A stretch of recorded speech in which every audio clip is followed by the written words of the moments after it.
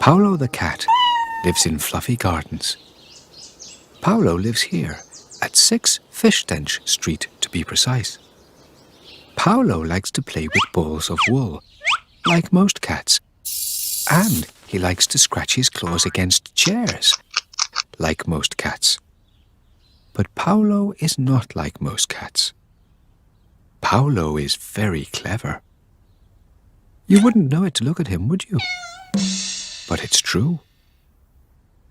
When nobody is around, do you know what Paolo does? He reads books. Big, heavy books full of facts, figures, and hardly any pictures at all. He really is very clever indeed. But nobody in Fluffy Gardens knew how clever Paolo was because Paolo didn't want to be different. He is clever, but wanted to be just a regular cat. People in Fluffy Gardens might sometimes say to him, "You're very clever, aren't you, Paolo?" He would always answer, "No, I'm just a regular cat."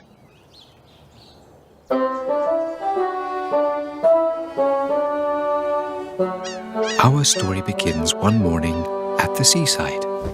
This sunny morning, Paolo was on holiday. He lay on the beach, making sure that he had plenty of sunblock on. He built sandcastles.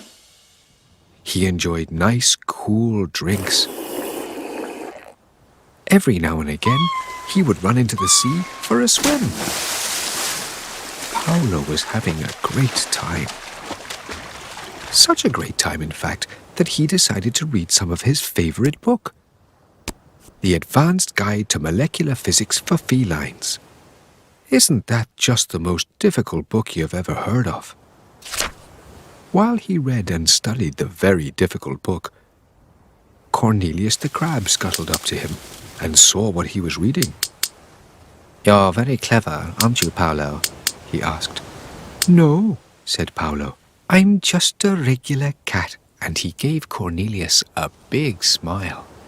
Cornelius laughed and scuttled off to get some ice cream, though not before giving Paolo a naughty pinch with his big pincers.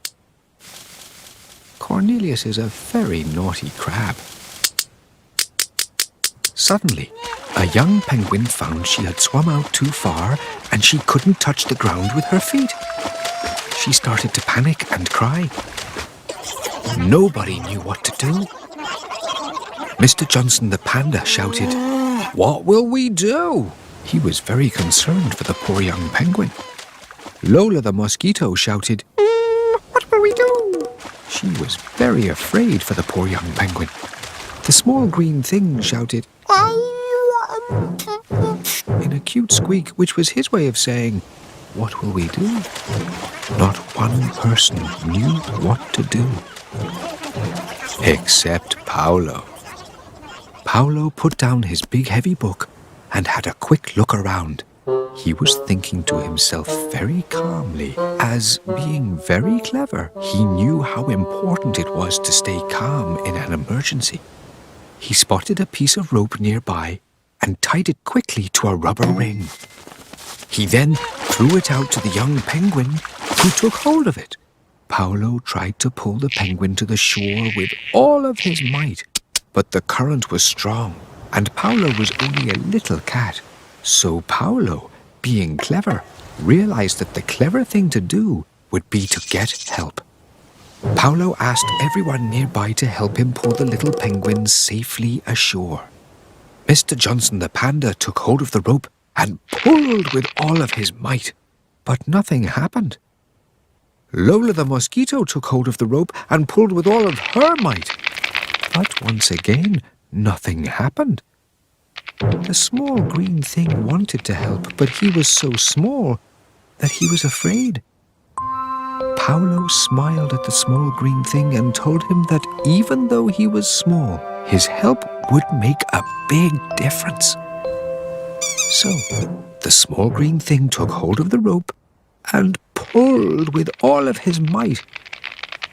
This time, something did happen. With the small green thing's help, the baby penguin moved. Slowly but surely, they all pulled the penguin to shore. Finally, the penguin was safe. Everyone let out a big sigh of relief. Paolo calmly went back to reading his big heavy book, not wanting to cause a fuss. "You're very clever, aren't you, Paolo?" said Mr. Johnson. Paolo replied, "No, I'm just a regular cat." But when Paolo returned home to Fishden Street, word had travelled about Paolo's quick thinking.